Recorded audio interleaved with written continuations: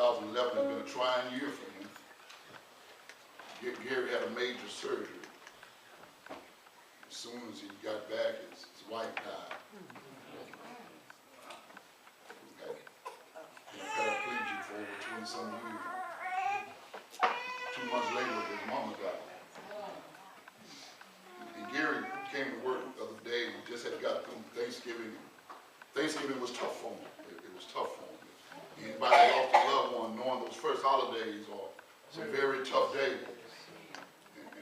And Gary, he tried drowning himself in alcohol. It didn't work. It didn't work.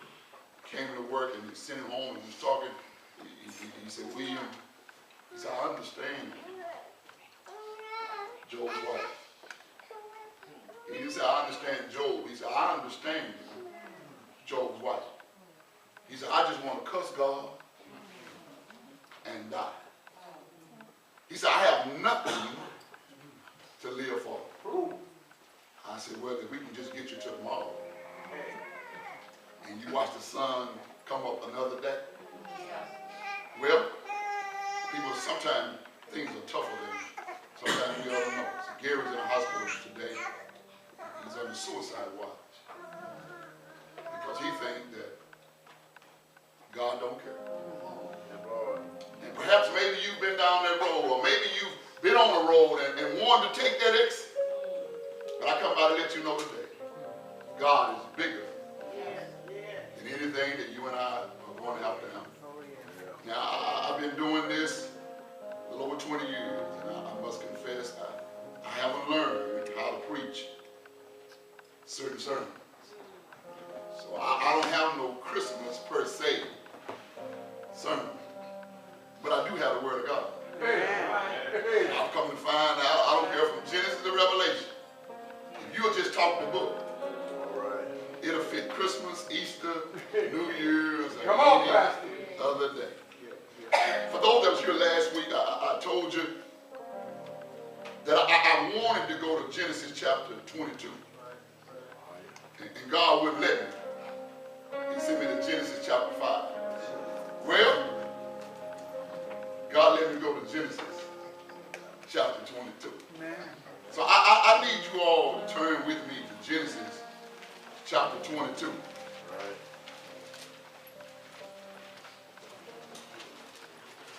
And last week,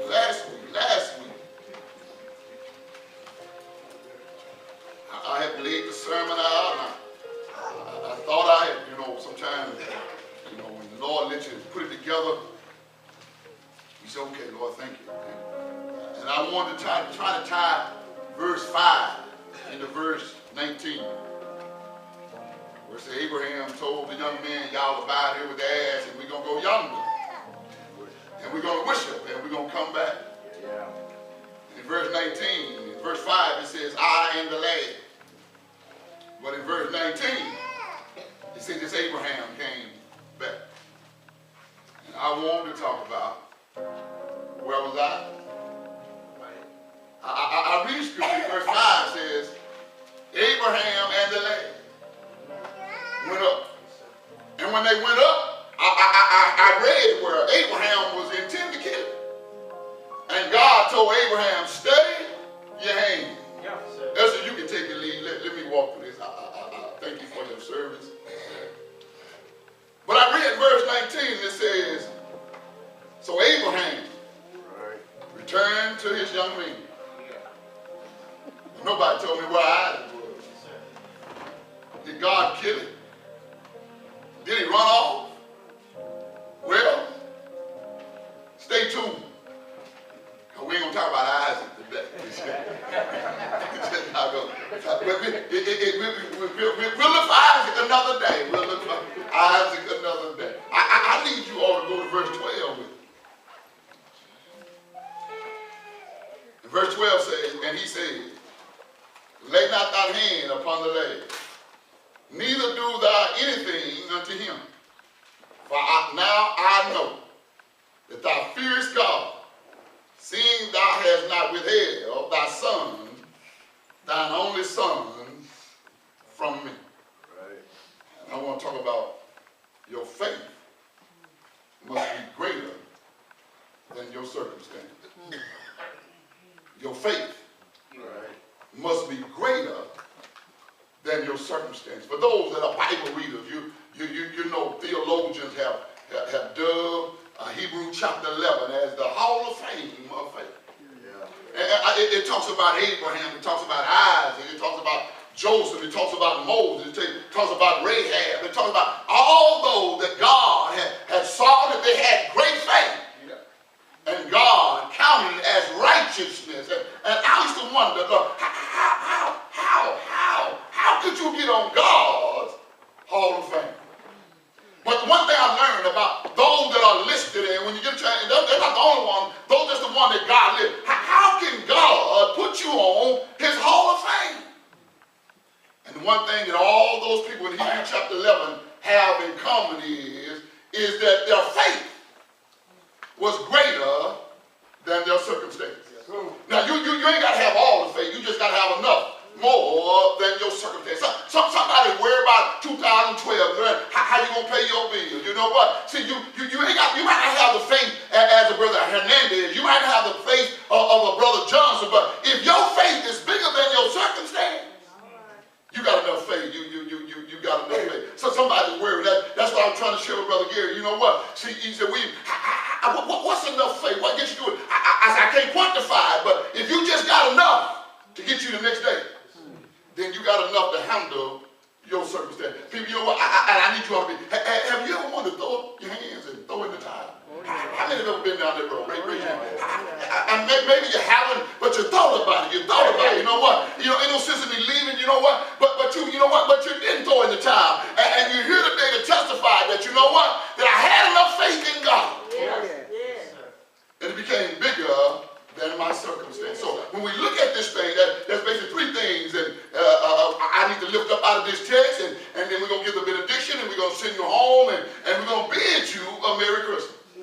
You know, sometime between the rest of 2011 and 2012, we're going to have to understand that, you know what, that the faith that we have in God, maybe it's a medical thing. And you know what, in Mount Road, don't know that, we all know God is bigger than that sickness. You see, that's some testimonies in here, that God is bigger than sickness. God is bigger than finances. God is bigger than marital problems. And you know what, I don't know what you're dealing with right now, but I promise you, that if your faith in God is greater than your circumstance, you're going to have a Merry Christmas. I know some, and I know how we are. Some got up this morning, you didn't get what you wanted. But you did get what you need. You said, Reverend, how you know I got what I need? See, God got you up this morning. And you know what? And see, the sun hadn't went down, so you really don't know what God has in store for you. And let me help you out. And I promise you, people, when you sit around the table today, think about how blessed you really are. You know what? And you know what? Come on. You know what? Sometimes I don't understand. I don't understand. Have you ever been where nothing is? You said, what do you mean where nothing is? You know what? Where the ends don't meet. You're stretching the ends and they don't meet. You know what? You want steak and potatoes. But French fries and a hamburger just don't have to do. You want the Lexus, but the Ford that you're driving, it's just going to have to get you to do where you want to. You want to live in Highland Park, but you know what? You're living where you are, and you say, Lord, I'm faithful to you. God said, you know what? Back up. He told, hold up, son. Hold up, son. See, first of all, this ain't your home. And we ought to stop trying to stack up things down here. Well, let me get y'all here. I know y'all, someone's going to get on the road. And first of all, he says, the command is got to be accepted without understanding. Notice what he did. If you go back to chapter 22, he said, Abraham, I want you to take Isaac, your only son, and take him up to a mountain and I'll show you. See, just when God gives you the command, you ain't got to understand it. You just got to find yourself following the commands of God. See, let me help you. You know what? See, our faith is we got to react on what God said, not trying to figure it out. See, we've been lying in church for years. You know what? See, prayer changed anything. No, it don't. Have you ever prayed in something and prayer didn't change it? That's because it wasn't designed to be changed. People, you know what? See, sometimes we all, well, y'all, we do understand it. And there. I said she's there. And it's good to see Sister Tiffany all the way from Houston. And I know her mom to the left, Sister Philly. And I know Sister Tiffany, she's a beautiful young lady now. She's independent, she's doing her thing. And you know what, but there was a time. And I know Sister Phyllis can attest to this. There was a time, I wasn't there, but I can attest to, there was a time that Sister Tiffany got a little salty. Every now and then. Sister Phyllis would say, you know what, Tiffany, go in there and clean up your room. Tiffany, go in there and you do the room. Mama, why I gotta do it? And Sister Tiffany would say, or Sister Phyllis would say, just because I said so. So let me help you out, people. You know what? See, we ought to be doing certain things just because God says so. Right. See, we ought to be loving one another. Why? Just because of what God said. You know what? See, you ain't got to love them for what they can give you. You ain't got to love them for what you think they can provide for you. You ought to love them just because. Yes, sir. See, that's what Christmas is all about. You know what? I asked Mount Road a few weeks ago, I need you all to do for somebody that can't give you back. You know what? Just because. So there's been some times in people in your life that, you know what? God blessed you and you don't even know why he blessed you. They blessed you because just because. See, the command, it's got to be accepted without comprehension. So you ain't got to figure out what God is doing. You just got to obey the command.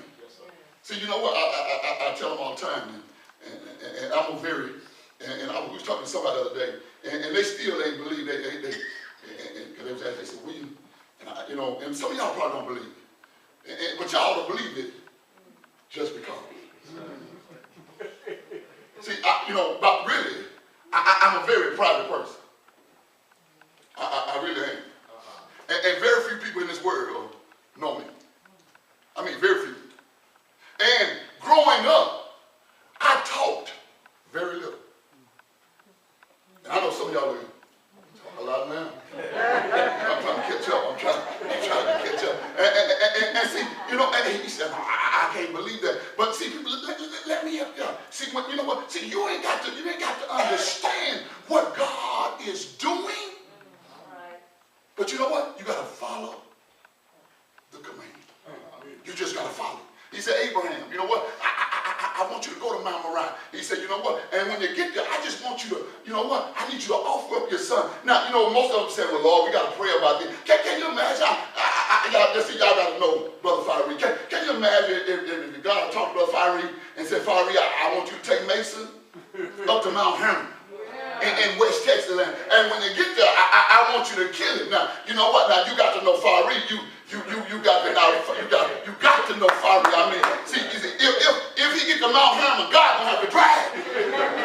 God gonna have to drag him. God gonna have to drag him. You know what? Because see, first of all, he said, that's my only son. God blessed me. And then God said, now, if I bless you with it, you know what? Why won't you give it back? Yeah. See, sometimes we ought to be in the business of giving back. Giving back. He said, you know what? The command ought to be accepted without understanding why. Second of all, he says, you're challenged to believe before you see. Right. See, that's what faith is. See, if you can see it before you believe it, that's not faith.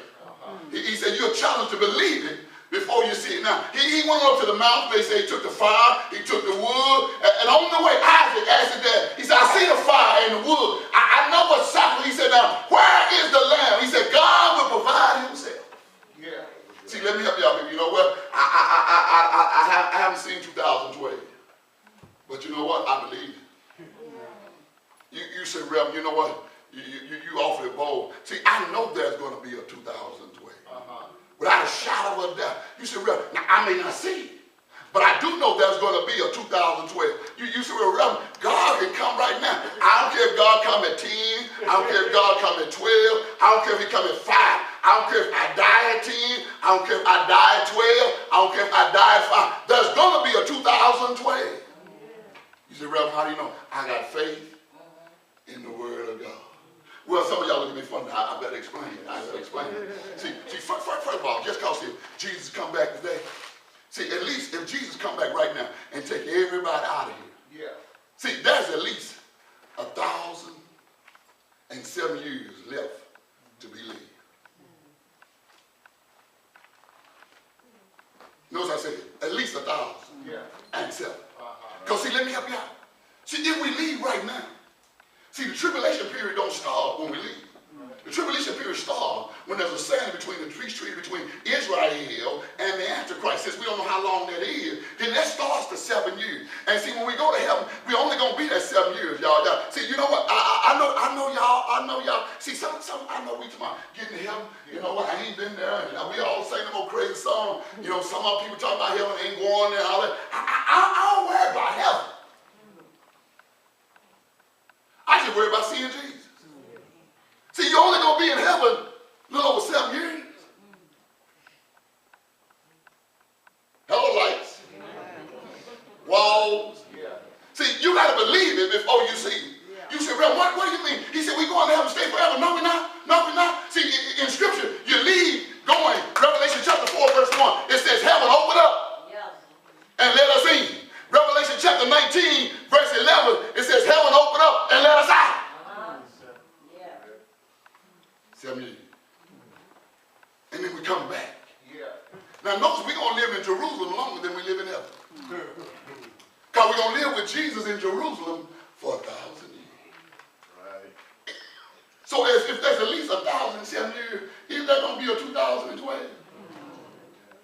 See, it don't matter if I see it or not. Now let me help y'all, and I ain't being crude, You know what? I want y'all to go. I want all of y'all to go. But if y'all don't, it ain't gonna bother me. Now it'll bother me here. But if I get to heaven and don't see you, I ain't gonna shed nine tears. Not one tear. Am I gonna shed because you chose not to come? Because you said, why? Well, you know what? Because you have the opportunity right now. So anybody that go to hell chooses to go to hell. So y'all know my saying. And for those that visit, y'all got to excuse me. See, if a man just want to go to hell, hell with him. Hell with him, hell with him, hell with him. Hell with him. If he just chooses, then we just about it.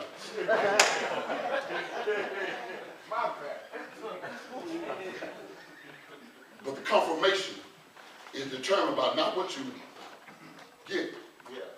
It's determined by what you give rather than what you get. Look at verse 16. Look at verse 16, if you will. He says, and say, by myself have I sworn, said the Lord, for because thou hast done this thing has not withheld thy son, thine only son. Then verse 6 says that in the blessing I will bless thee.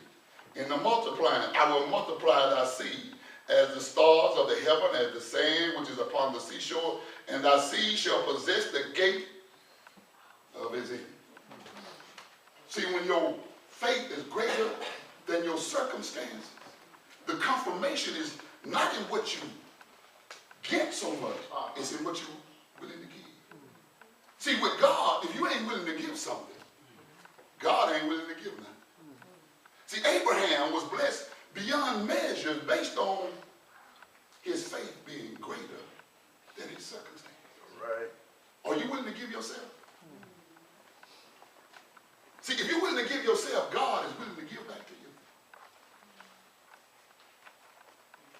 Rashonda, Fiery, I promise you, if you're directing back to the Lord will bless you beyond measure. You say, Reverend, I don't mean houses and land, but I promise you that when you get old, if God delays his coming, if you're directing back to God, little Mason will take care of you while you're old. You say, Reverend, I ain't read. Well, let me read the end of verse 17. Notice he had already told Abraham.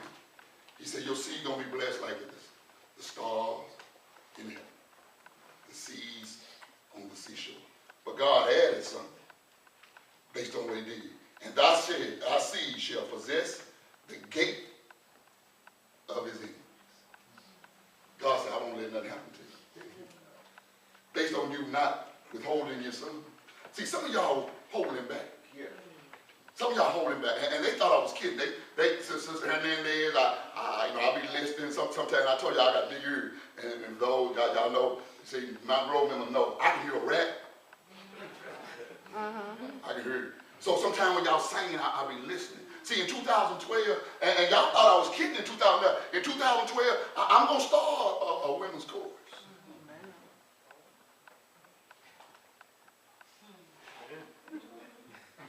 See, and we got some leaders here. See, Rashonda can sing. Sister Lauren can sing. Sister Phyllis sure can sing. Sister Rose Nixon can sing. Sister Hernandez can sing.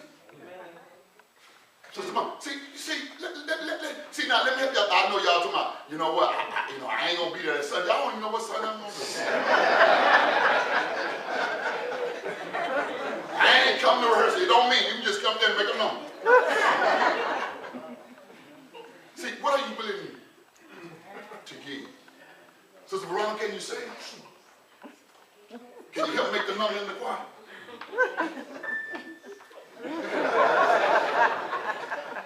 See your faith. He said, Abraham, I want you to take it. Yes. Give everything back to him. And his faith was bigger than his circumstance. He just had got rid of Ishmael, and God had blessed him and Sarah, and he said, God, you want me to give it back? But he said, you know what? Lord, I ain't going to try to figure it out. But he said, he took the knife, he's going to kill Isaac. He didn't know how God was going to work it out, but God worked it out. Yes. But I promise you, if your faith is greater than your circumstances, see, if you got an illness right now, if your faith in God is greater than your illness, well, let me give you a live testimony. Let me give you, that's Brother Kyle. We've been praying for his grandmother. They've been praying for his grandmother who lives in New Mexico. And some doctors in New Mexico just a week ago had told her, you know what? And because she wanted to go to MD Anderson in Houston because they're progressive, and they told her, well, ain't no sense in going. Ain't no sense in going. Ain't nothing they can do for you. Ain't nothing. Well, 7 days later, they got it down to MD Anderson. And the doctor said, there's some hope.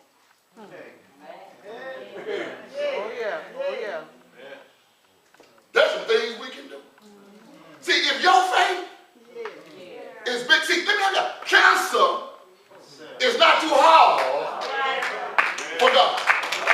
Diabetes is not too hard for God. High blood pressure, low blood pressure is not too hard for God. Finance problem is not too hard. But your faith in God. You ain't got to know how you're going to make it. You just got to know I'm going to make it. See, there's some folk in here that know now. Some of your grandmothers got up. They didn't have no job. But they got up rattling pots and pans. Pawpaw was out there, handing them mule. You know what? He wasn't going to get paid. It was Tuesday. They didn't get paid to win. He was sharecropping. Y'all remember, it was 5 or 6 kids in the house, and wasn't no groceries in the cupboard. But Big Mama got up handling the pots and the pan. And I know y'all was wondering how in the world, why she rattling the pots and pan? Ain't nothing in them. You know what? Not only did she rattle the pots and pan, she had the nerve to put water in the pots. And ain't no food in the cupboard. And then had the nerve not only put water in the pot, but put the pot on the stove and turn it on. I know y'all was crazy. Now, Big Mama lost her mind. Big Mama lost her mind. How in the world we ain't got no food? And she gonna take a pot, ain't got nothing in it. She gonna put some water, ain't no sense in putting no water in it. Put it on the stove, turn the stove on, and the water is bubbling. You said, Grandma, what we gonna do? We gonna eat hot water? Grandma, what we gonna do? But before the sun went down, somebody knocked on the door and said, Miss So-and-so, we had more than enough. See, Big Mama's faith was bigger than her circumstance.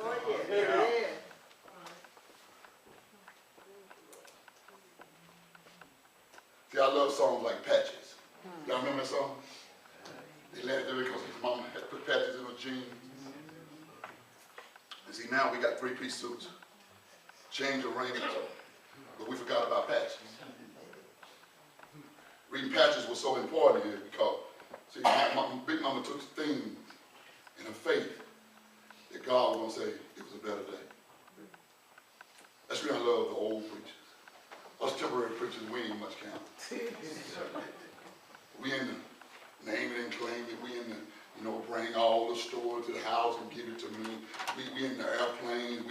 But see, that old preacher that couldn't read D from the, he was stand in the pulpit, and based on his faith in God, he would look at the congregation with a conviction and say, it's going to be a better day.